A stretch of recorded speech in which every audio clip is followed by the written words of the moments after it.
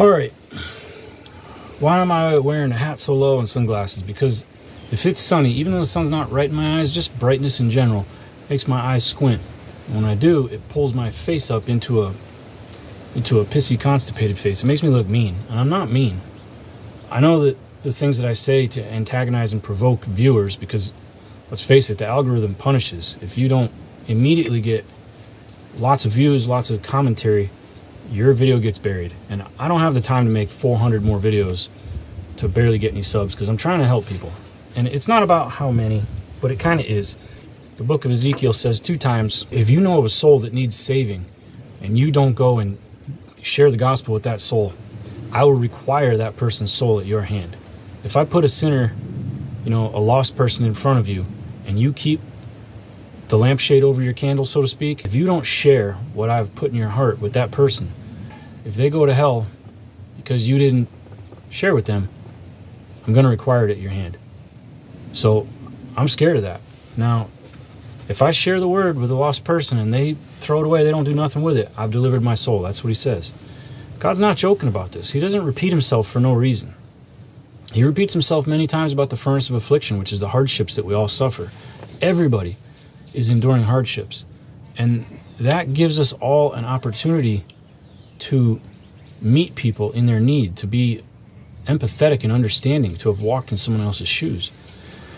And I have endured a lot of these things, and they're not in vain if I use them, the pain and suffering that I've endured, if I use that to reach someone else who's currently going through it, so that I can share that gospel with them, or share in their burdens, help carry their load, help them feel like they're not alone, they're not useless, they're not worthless, they're not unlovable. If I can do that, then it demonstrates God's glory. And people who don't walk with the Lord in a personal, private relationship, people that don't walk with him, and this covers a lot of people who go to church, many, many cultish, rigid, law-based, religious, dogmatic organizations. There's a whole lot of people that think that they're going to earn their way to heaven by not breaking rules. That's not the case. There's no earning your way to heaven. There's walking with Jesus or not. Now, the most important person in the whole Bible is Jesus, and he said the most important thing is this: love your neighbor and your enemy as you love yourself. Love them as I love the church, as Jesus loved the church. What does that mean? That means to meet them in their need and share something positive with them, not negative. It's not about judgment, it's about acceptance. It's not saying I accept you being a sinner and I encourage you to continue. Oh, hey, you're sleeping with everybody and their brother. Let me say, oh yeah, that's fine. No, that's not what it means. It doesn't mean do that. It means accept them as they are. Now, a while ago, I accepted a really beautiful girl named Sarah. A little bit older than me, exceptionally attractive, aging very well, a train wreck of a life. And right off the bat, she confessed to me that she had 4 husbands, and she'd slept with 3 different men in the last month and decided to be celibate. And what was alluring to me was that A, she was honest, B, she recognized that her lust was a problem that she wasn't in control of, that she had to become celibate to get her act together, and that she wanted to be led. She was submissive. She wanted a man to take charge of her. She was sexually submissive, like very turned on by a dominant man, but she was emotionally submissive. And that is music to a leadership-based man's ears, because nobody wants to dance with a girl that thinks she's in the lead. You trip over each other, you step on each other's toes. If my job is to save you from yourself, then get out of my way and let me do the job. I'm competent, I'm capable of doing that job. Stop wrestling with me thinking you know better. Accept that you've messed your life up. I have messed so much of my life up, and I'm aware of it. So I have to get out of my own way and let the partner that God puts in my life help me with those things. And I have struggled with that. So, I can meet her in this. What was not going to allow her and I to work out was that she could not stop being a victim. She made her life based on victimhood. And she was not responsible for... She knew she made mistakes. She could own it to a certain point. But like the relationship with her parents that was broken, the relationship with 2 of her kids, it was all their fault, all their fault, all their fault. Let me tell you something. Every screw up in my life is my fault.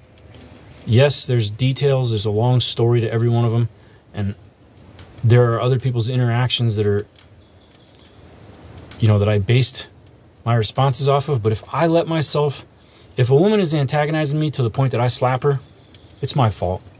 I mean, I don't do that, but it's my fault if I do. If I allow myself to be antagonized and provoked and pushed into reaction, if I don't stay stoic and neutral, if I engage my anger to my arm and I take action, it's my fault. I should have walked away. I should have told her to leave me alone. I should have cut that person out of my life. Men, if you want to be masculine, you have to accept responsibility for your life. And it's not just men. Lady, if you cannot find a man because you're 200 pounds overweight, and I see this continually, I see pretty faces trapped in a fat suit of shame and ridicule and binge eating to medicate the pain. Dopamine-seeking behavior, just utter gluttony, and then their little typed out bios are basically, I'm looking for a great man that will love me the way I am.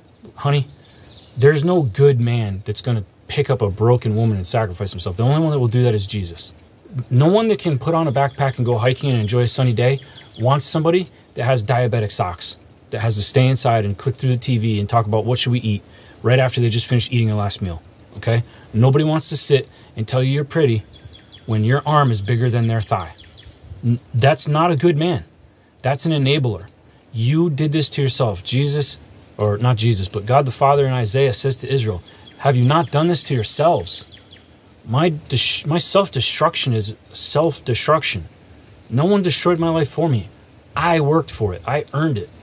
And nothing can change until I own that. It's the same for you. If you're a prostitute, it's not your pimp's fault. Maybe you got tricked into it. Maybe this, maybe that. I was talking to a girl the other night, and I'm done with her. I've moved on. But I was talking to a girl the other night that's this big advocate for trafficked women. You know what? She's the one who picked up and left a good home to go to LA and chase down the lust of her flesh. Yeah, she ended up in a bad situation, but did that pimp in LA go out to Jersey or Maryland or wherever she was from and fetch her? You can call yourself trafficked all you want, but if you led yourself into that porno director's tryout chair, you gotta own it. You gotta own that. You got to own that. You are responsible. You have to say, I messed up. Yes, I got myself into a thing I couldn't get out of. I became a victim. But you can't say I started off a victim. No, you started off a screw up. You started off a mistake. If you can't say that, you can't correct it.